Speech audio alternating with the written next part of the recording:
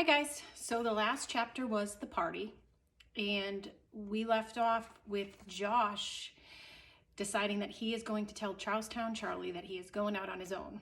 And we all know that probably isn't going to go over so well. So this is called Joshua Breaks the News. The snow and ice had started to melt and then froze during the night. Before dawn, Joshua got up, filled a bucket of ashes from the cellar, and sprinkled them on the slippery walks. A warm wind, unusual for Boston in January, whistled around the house. He went back in the kitchen, closing the door quietly behind him. He mustn't wake Mom. She'd wonder why he was leaving so early and ask a million questions. Mark was there already dressed. "I heard you getting up," he said.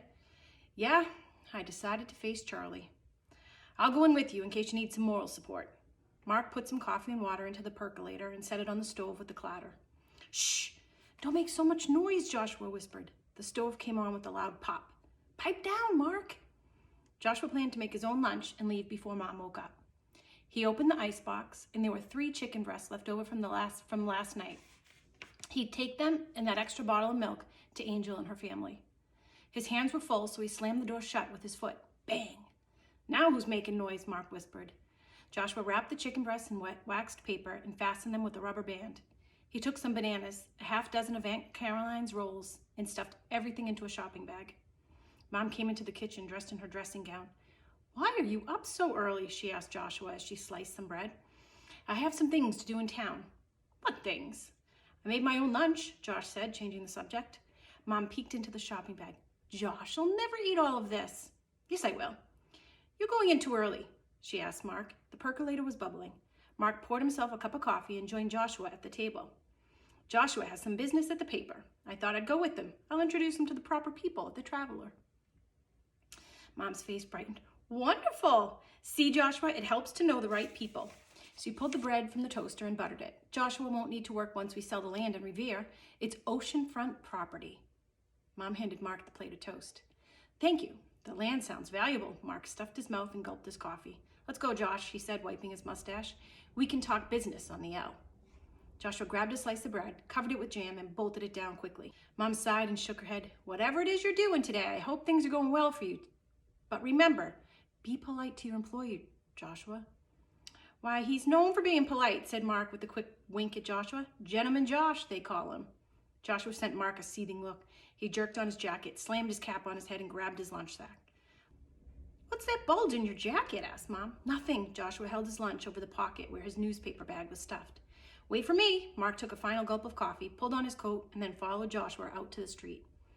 "Don't call me Gentleman Josh in front of my mother," Joshua sputtered. "Don't be so touchy," Mark responded.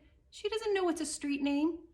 The sidewalks were slushy, and the warmer air on top of yesterday's melting snow caused a bleak fog to rise.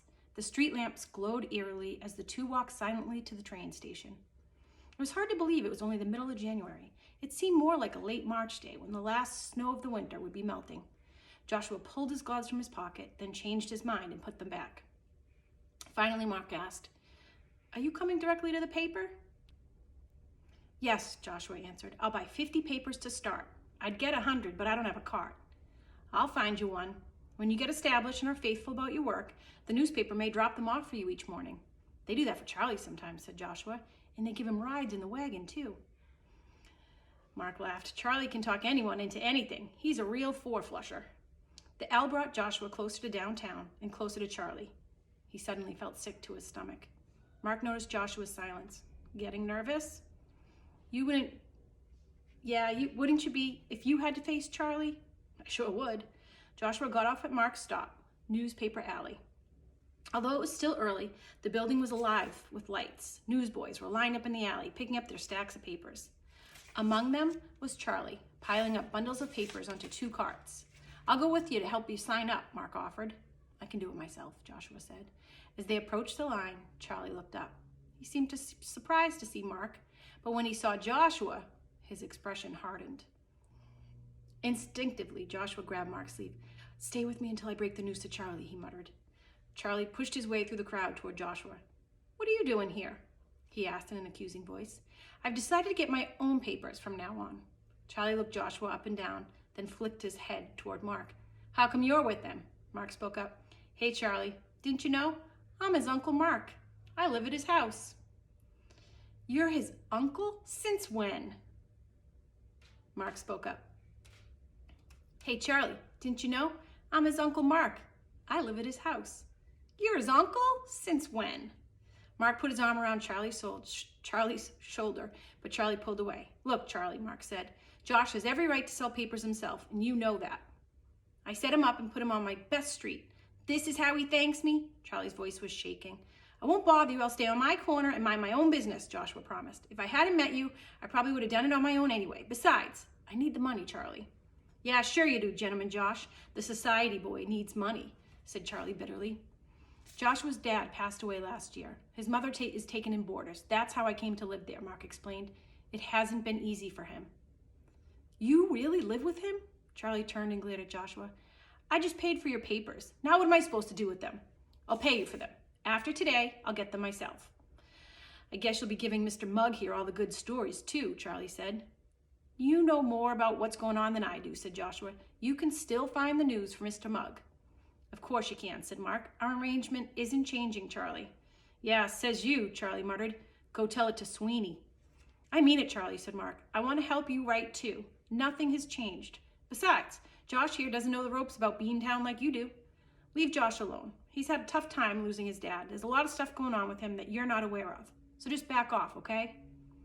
Okay, kid, Charlie said with a shrug. Go ahead, sell your own papes. I'll find some other chump to take your place. As he walked away, he called, I don't need you anyway. See, Josh, Charlie will get over it, Mark whispered. Give me your lunch bag. You go order 100 daily papers and I'll get you the cart. Mark disappeared into the crowd. Joshua made his way to a window where a worker tossed out bundles of paper to the newsboys. I want to sign up for 100 copies of each edition, said Joshua, to start. Fill this in, said the workman, shoving a form and pencil toward him.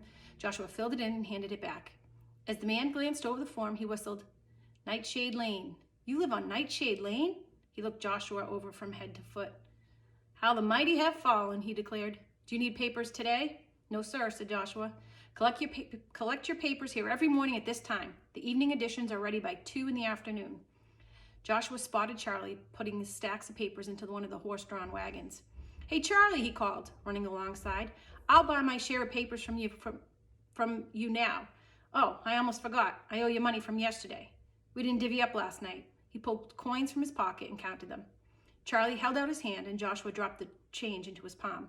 Charlie checked the money and stuffed it in his pocket. Then he hoisted a stack of 100-bound newspapers off the wagon and flung them at Joshua's feet. Joshua picked up the heavy bundle of papers and struggled off with them. Mark appeared, pulling a wagon behind him. You can pick up a cart over in the shed when you need one. Just be sure that you sign it out and return it. Joshua packed his papers in the wagon. Where are you going to work? Mark asked, handing him the lunch sack. State Street? Joshua crammed the bag into the cart and pulled on his gloves. I have customers there, he said. I'll be okay at my corner. Charlie can't do much to me right in the middle of State Street. Good luck. You know where I am if you need me, said Mark as Joshua headed up the wet cobblestone street, pulling the rattling cart behind him. The next chapter is Trouble in the Wind. So I think the next chapter's title is kind of like a cliffhanger. So what do you think is going to happen next? Bye, guys.